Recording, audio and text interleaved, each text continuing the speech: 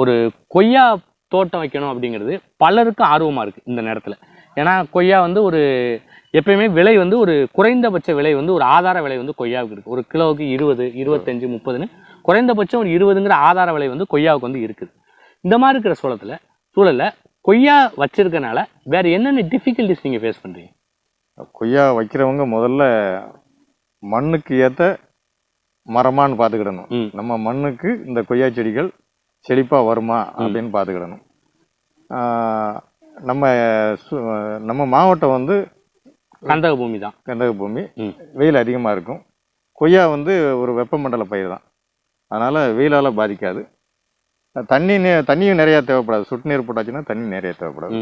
இந்த கார அமிலத்தன்மை அதிகமாக உள்ள நிலத்தில் கொய்யா செடி வர்றது கொஞ்சம் கஷ்டம். சரி, எனக்கு ஒரு சந்தேகம். நீங்கள் என்ன சொன்னீங்க, களைகளை எடுக்க வேண்டாம் அப்படின்னு சொல்லிட்டீங்க.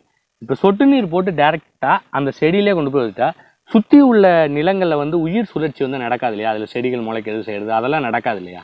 அதான் மழை பெஞ்சதும் இந்த மழை நீரை இந்த புல் இருக்கிறதுனால எல்லா நீரையும் உள்ளே வாங்கி வச்சுக்கிட்டது இல்லை. அதனால பெரும்பாலும் ஈரம் இருந்துக்கிட்டு தான் இருக்கும். ஈரம் உள்ள எந்த இடத்துல நீங்கள் வெட்டி பார்த்தாலும் கண்டிப்பாக ஈரப்பதம் இருக்கும். மண்புழு வளர்கிறதுக்கு, நன்மை செய்யும் பூச்சிகள் வளர்கிறதுக்கு இது ரொம்ப உதவி செய்யுது. அதாவது களையை எடுக்காமல் இருந்துட்டா சொட்டு நீர் பாசனம் கூட போட்டுக்கலாம் அப்படிங்கிறீங்க? ஆமாம்.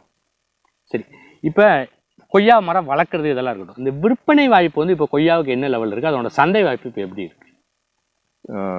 வியாபாரிகள் வந்து சைக்கிள் வியாபாரிகள் டெய்லி வந்து எங்கள் தோட்டத்திலேயே நம்ம கூட சேர்ந்து பறிச்சுக்கிறாங்க. கிலோ 20 ரூபாய்க்கு நாங்கள் போடுறோம். அவங்க என்ன விலை வரைக்கும் விற்பனை செய்யுங்க? அவங்க 40 ரூபா 50 ரூபா அந்த அளவுக்கு அவங்க விற்பனை செய்ய முடியாது. சரி சரி, உங்களுக்கு வந்து இந்த கொய்யா தோட்டத்தை பராமரிக்கிறதுக்கு என்ன செலவாகுது? பராமரிப்புங்கிறது இதில் தேவையில்லாத முள் செடி ஏதாவது இருந்தால் நாங்கள் அதை ரிமூவ் பண்ணணும். சரி, இந்த மஞ்சனத்தி, வேலி, இந்த மாதிரி நாயுருவி, இந்த மாதிரி நமக்கு இடைஞ்சல் பண்ணுற செடிகளை பூரா நாங்கள் ரிமூவ் பண்ணணும். அது ஒரு செலவு. அப்புறம் தண்ணி பாய்க்கிறது வந்து ஒரே ஆளை பாய்ச்சிடலாம். இதுக்கு எல்லாமே சொட்டு நீர் தானே? சொட்டு நீர் தான். 3 மணி நேரத்தில் இந்த 5 ஏக்கர் பாய்ஞ்சிடும். 3 மணி நேரத்தில் 5 மணி நேரத்தில். மொத்தம் எத்தனை மரங்கள் இருக்கு? மொத்தம் கொய்யா வந்து ஒரு பெரிய மரங்கள் 150, சின்ன செடிகள் வந்து 200. மொத்தத்துக்கு 350 மரங்கள். ஆமாம், 350 மரங்கள் 3 மணி நேரத்தில் பாஞ்சிடும். எத்தனை நாளைக்கு ஒரு தடவை தண்ணி விடணும்? இந்த சொட்டு நீருங்கிறதுனால 3 நாளைக்கு ஒரு தடவை கண்டிப்பாக விடணும். அதாவது கோடை காலத்தில். இப்போ அதிகமாக தேவைப்படாது, அதிகமாக வாரத்துக்கு ஒரு தண்ணி. சரி சரி, இதுலேருந்து இந்த 150 மரங்கள் பெரிய மரங்கள் வச்சுருக்கதா சொன்னீங்க. அந்த 150 மரங்கள் வந்து உங்களுக்கு எவ்வளோ வருமானம் வருடத்துக்கு எதிர்பார்க்கலாம்? வருடத்துக்கு அதை நம்ம ஃபிக்ஸடாக சொல்ல முடியாது. ஏன்னா சம்மரில் பெய்கிற மழையை பொறுத்து தான் இந்த வரவு நம்ம கனெக்ட் பண்ண முடியும். அதாவது கோடை காலத்தில் நல்ல மழை பெஞ்சா கொய்யா வருஷம் ஃபுல்லாக வந்துக்கிட்டே இருக்கும். கோடையில் மழை இல்லைன்னா 3 மாதம் 4 மாதம் கேப் விழுந்துடும். அந்த வருஷம் வருமானம் கம்மியாக இருக்கும். கோடையில் மழை பெஞ்சால் அந்த வருஷம் வருமானம் அதிகமாக இருக்கும். ஆனால் ஓரளவு மற்ற சாகுபடியை விட இதில் கொஞ்சம் வருமானம் பரவாயில்லை. சரி, ரைட், ஓகே. சரி, இது ஒரு பக்கம் இருக்கட்டும். நான் என்ன கேட்குறேன்னா, நீங்கள் வந்து 35 வருடமாக விவசாயம் பண்ணிக்கிட்டு இருக்கேன்னு சொன்னீங்க. ஸோ உங்களுக்கு தெரிஞ்சிருந்திருக்கும் 150 மரங்கள் வச்சுருந்தா அதிகபட்சம் எவ்வளோ ஈல்டு எடுக்கலாம், ஒரு ஒஸ்ட் கண்டிஷனில் எத்தனை கிலோ ஈல்டு கிடைக்கும் அப்படின்னு தெரிஞ்சிருக்கும். அதை மட்டும் சொல்லுங்கள். அதிகபட்சமாக நல்ல மழைப்பொழிவு அதிகமாக இருந்தால் இந்த 150 மரங்களில் வருஷத்துக்கு 2 லட்ச ரூபா. வருஷம் 2 லட்ச ரூபா லாபம் இருக்கும். சரி, மழைப்பொழிவு ரொம்ப மோசமான நிலைமையில இருந்தால் ஒரு 75,000. அதாவது இது வந்து செலவு எல்லாமே போக, இந்த சின்ன சின்ன தண்ணி பாய்ச்சிற செலவு இது எல்லாம் போக இவ்வளோதான் கிடைக்கும். சரி, இது வந்து ஒரு லெவலாக செக் பண்ணும்போது ரொம்ப கம்மியாக இருக்குது. ஒரு 150 மரங்கள் காய்ப்புக்கு இருக்கும் பொழுது 2 லட்ச ரூபாங்கிறது நீங்கள் வருட மதிப்புக்கு, அதாவது ஒரு மாதத்துக்கு சம்பளமாக எடுத்து போட்டால் ஒரு 16,000 தான் இருக்குது. பட் நம்ம ஆளுங்க வெளியில் பார்த்துட்டு இன்வெஸ்ட் பண்ண வர்ற எல்லாரும் என்ன பார்க்குறாங்கன்னா, கொய்யா தோட்டத்தில் போட்டால் மாதம் ஒரு 30,000 கிடைச்சிரும் அந்த மாதிரி நினச்சிக்கிறாங்களே, அது உண்மை இல்லையா? அப்போ அதுக்கு தான் இந்த ஒருங்கிணைந்த பண்ணை, ஆடு மாடு கோழி இதர வருமானம் அதில் வருதில்ல. ஆமாம், அதனால் அதை கனெக்ட் பண்ணிங்கன்னா மாத வருமானம் நமக்கு அதிகமாக இருக்கும். இல்லை, நான் என்ன கேட்குறேன்னா, கொய்யா மட்டும் தனியாக வச்சு வருமானம் பார்க்க முடியுமா அப்படின்னு கேட்குறேன். கொய்யா மட்டும் தனியாக வச்சா நீங்கள் இயற்கை உரம் வாங்கணும். அது செலவு. ம். அப்புறம் இதில் வர்ற களைகளை எல்லாம் மேய விடுறதுக்கு ஆடு மாடு இருக்காது உங்கள் இருக்காது. நீங்கள் ஆளை வச்சு வெட்டணும். அது செலவு அதிகமாகும். செலவு அதிகமாகிட்டே போகும். இதுதான் இதில் உள்ள டிஃபிகல்ட்டி. ஆமாம். இப்போ நீங்கள் வந்து 35 வருடமாக விவசாயம் பார்த்துக்கிறீங்க. ஆமாம். உங்களுக்கு அடுத்த தலைமுறை இதுக்கு வர தயாராக இருக்காங்களா? அதான் நீங்கள் இந்த சேனல் ஃபேஸ்புக் இந்த இதை மாதிரி பார்த்து எல்லாம் ஆர்வமாக இருக்கிறாங்க. ஆனால் வேலை செய்ய தயாராக இல்லை. இதை இந்த மரங்களை இதை பார்த்து அவங்களுக்கு ஒரு ஆர்வம் இருக்கு.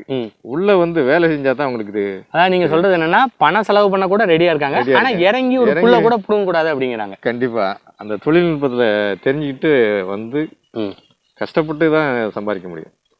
இல்ல நான் கேட்ட கேள்வி என்னன்னா உங்களுக்கு அடுத்த தலைமுறை விவசாயம் பார்க்குமா அப்படின்னு கேட்கிறேன். ஆர்வம் இருக்கு.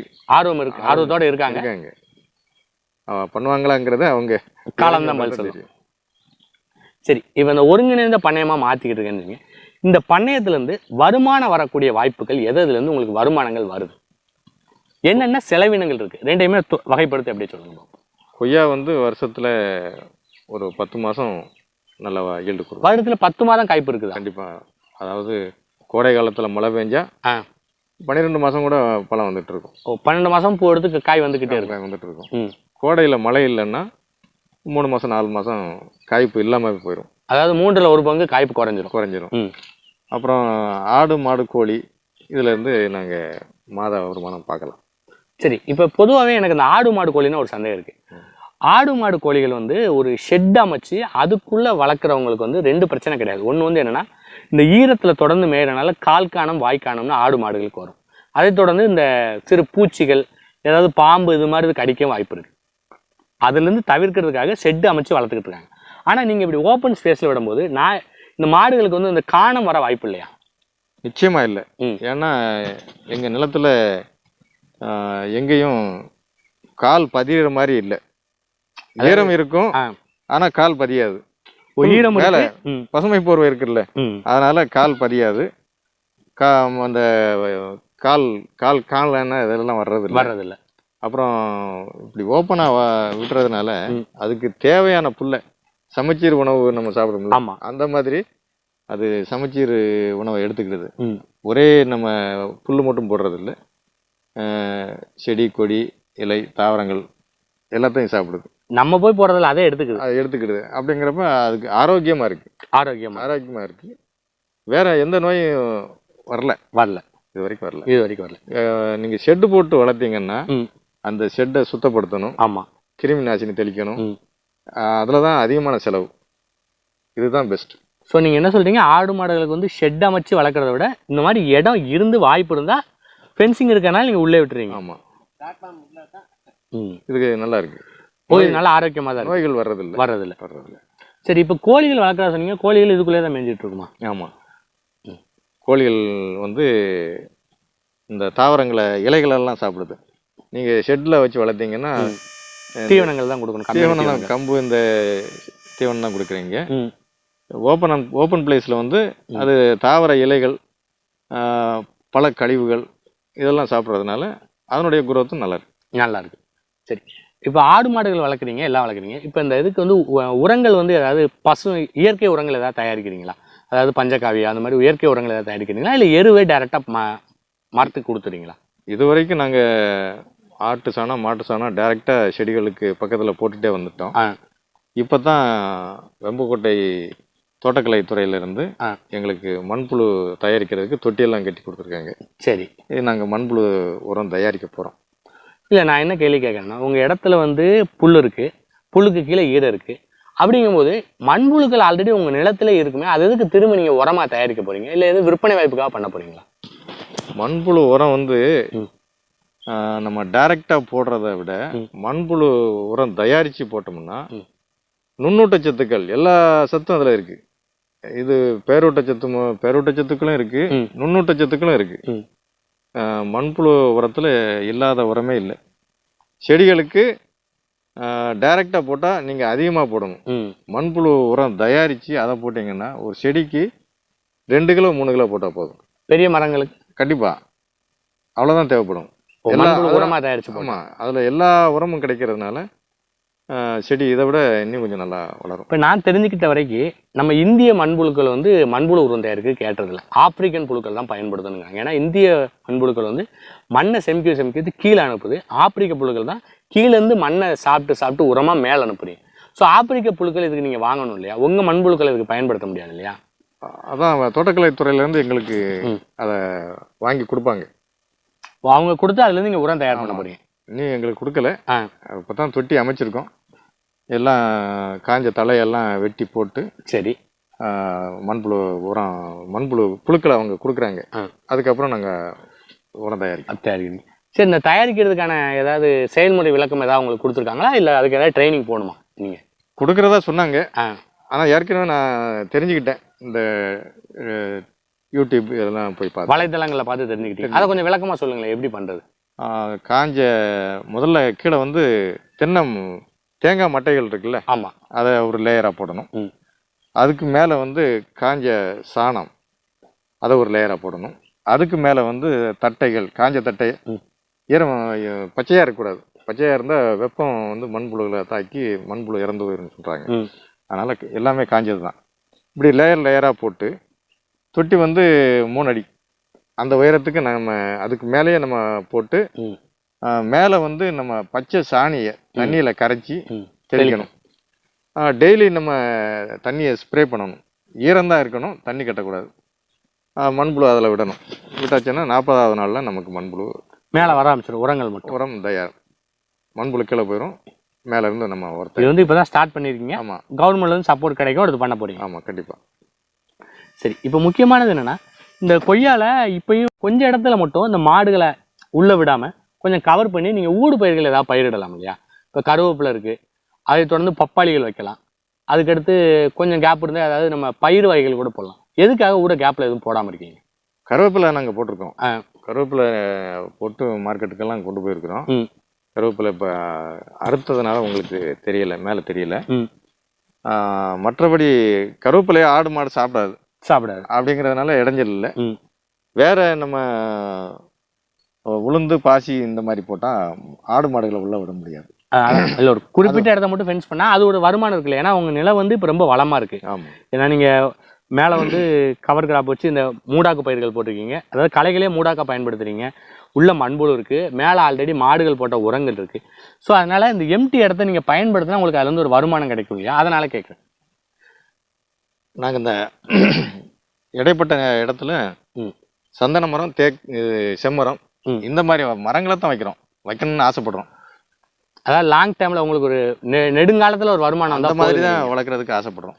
ஓ, அதான் ஊட தேக்கு வச்சிருக்கீங்களா? ஆமாம், தேக்கு வேற மரங்கள் நிறைய வச்சிருக்கீங்க. ஆமாம், சந்தனம் வச்சுருக்கோம், செம்மரம் முயற்சி பண்ணுறோம், பப்பாளி வச்சுருந்தோம். அதில் இந்த மாவு பூச்சி விழுந்ததுனால ஃபெயிலியர் ஆயிடுச்சு. ஓ, அந்த பூச்சி கட்டுப்பாடு பண்ண முடியாதனால அந்த மாதிரி இதாக. ஆமாம், அது இந்த ரசாயன கெமிக்கல் வாங்கி தெளிக்க வேண்டியது இருக்குது. இதில் நீங்கள் ஏதாவது ரசாயன உரங்கள் உபயோகப்படுத்துங்க? ரசாயன உரங்களோ பூச்சிகள்? நிச்சயமாக இல்லை, எந்த ரசாயன உரம் உள்ளே வந்ததில்லை. உரங்களும் வெளியே இருந்து வாங்கினதும் இல்லை. ஆமாம், அதாவது இங்கேருந்து எதுவும் வெளியேயும் போகாது, வெளியிலேருந்து எதுவும் உரங்களாக உள்ளே வராது. சரி, என்னதான் இருந்தாலும் சில நேரத்தில் காய் கட்டாமல் போகிறது, இல்லை பூவே உதிர்றது, இந்த மாதிரி சில குறைபாடுகள் வந்து பார்க்க முடியுது கொய்யா மரங்களை. இந்த மாதிரி குறைபாடுகள் வந்துட்டா உங்கள் கொய்யா மரத்துக்கு ஏதாவது ஒரு பிரச்சனை இருந்தால் எப்படி சரி பண்ணுறீங்க? இந்த மாதிரி நாங்கள் ஒருங்கிணைந்த பண்ணை, ஆடு மாடு உள்ள மேயறதுனால, மண்புழு உரம் போடுறதுனால அந்த மாதிரி பூக்கள் உதுறது இந்த மாதிரி எல்லாம் கண்டிப்பாக நிச்சயமாக வராது. எங்களுக்கு வந்ததில்லை. அப்புறம் காய்ப்பு தன்மை குறைஞ்சா அதுக்கு ஒரு காரணம் இந்த கிளைகளை கவாத் பண்ணணும். கவாத் பண்ணணும். ஏன்னா வளர்றதுல அதிக சத்து போயிடாது. கண்டிப்பாக கிளைகளை கவாத் பண்ணீங்கன்னா உங்களுக்கு நிச்சயமாக காய்ப்பு திறன் அதிகரிக்கும். ஆமாம். ஸோ அதனால உங்களுக்கு அந்த மாதிரி பிரச்சனை இல்லை. சரி, இதுக்கு ஏதாவது பூச்சி வெரைட்டி அது மாதிரி இயற்கை இதை ட்ரை பண்ணிருக்கீங்களா? ஏதோ பண்ண வேண்டியது இருந்துச்சா? பண்ணியிருக்கோம், ஆனால் ரெகுலராக இன்னும் பண்ணலை. பஞ்சகாவியா தயார் பண்ணியிருக்கோம். பண்ணி தெளிச்சிருக்கோம். அது தெளிச்சதுனால ஏதாவது தனியாக பெரிய நிச்சயமா செடிகள் வித்தியாசமாக தெரியும், பாலிஷாக இருக்கும். பழங்கள் வந்து நல்ல பாலிஷாக இருக்கும். அதான் இல்லை. சரி, இப்போ முக்கியமான கேள்வி என்னென்னா, உங்கள் பண்ணையில் நான் உள்ளே வந்தப்போ பார்த்தேன் சில இடத்துல தேன் பெட்டிகள் இருந்தது, அதாவது தேனி பெட்டிகள். இந்த தேனி பெட்டிகள் வச்சா பிறகு உங்களுக்கு காய்ப்புல ஏதாவது மாற்றங்கள் தெரியுதா? ஏன்னா தேனீக்கள் வைத்தா அயல் மகரந்த சேர்க்கை வந்து அதிகமா நடக்கும். அதனால தென்னை மரங்கள்லயும் கொய்யா மரங்களையும் காய்ப்பு திறன் அதிகமாகுறாங்க. உண்மைதானா? அது உண்மைதான். ஆனா நாங்க தேனி பெட்டி வச்சு 2 மாசம் தான் ஆகுது. அதனால அந்த பலன் வந்து தெரியல, நடக்குமா நடக்காது இனிமேல் தெரியும். ஆனா பலன் உண்டு. அது நம்ம ஏற்கனவே படிச்சிருக்குமா இல்லையா? ஆமா, கண்டிப்பா அயல் மகரந்த சேர்க்கை நடக்கும். ம், அதனால நமக்கு நிச்சயமா பலன் கண்டிப்பா உண்டு. அது நீ போக போக நமக்கு தெரியும். தெரியும். இந்த தேனி பெட்டிகள் வந்து உங்களுக்கு எப்படி கிடைச்சது? தோட்டக்கலைத்துறையில இருந்து இந்த ஒருங்கிணைந்த பண்ணைன்னு சொல்லி ஆடு, மாடு, கோழி, மண்புழு உரம் தயாரிக்க தொட்டி, தேனி பெட்டி இதெல்லாம் அவங்க தான் கொடுத்தது. தோட்டக்கலைத்துல இருந்து மானியத்தில் கொடுத்துருக்காங்க. எவ்வளவு கட்டணும் நம்ம அதுக்கு? நாம கட்ட வேண்டியது இல்லை. இந்த 50,000 ரூபாய் மானியம், அதுல அந்த ஆடு, மாடு, கோழி, தொட்டி, தேனி பெட்டி எல்லாமே அவங்களே கொடுத்துருக்காங்க. ஆமா, இது வந்து இந்த திட்டத்துல வாங்கினது.